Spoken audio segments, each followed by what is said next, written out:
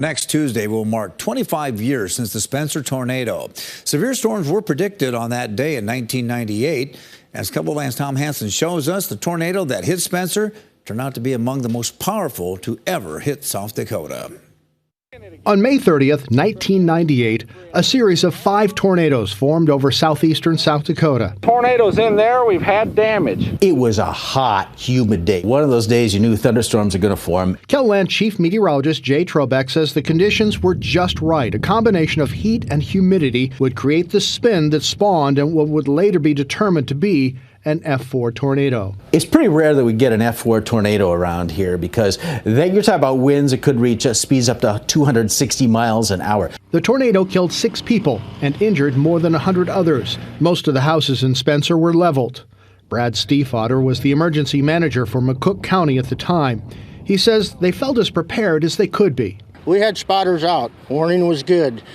So the spotters were going into that town when the sticks were still falling.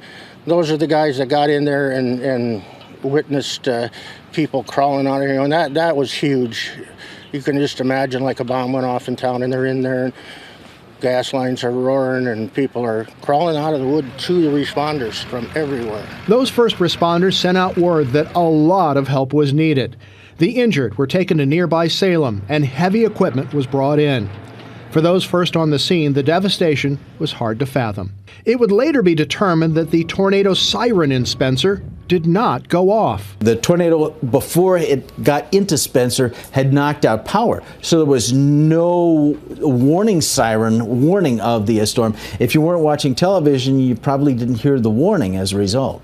Today, Spencer looks a lot different. Fewer and fewer of the 154 residents remember that night 25 years ago. We all hope that with today's upgraded weather forecasting technology and warning systems, no other community will have to go through what Spencer did. Tom Hansen, KELOLAND News. The 1998 Spencer tornado still stands as one of the deadliest tornadoes in South Dakota's history.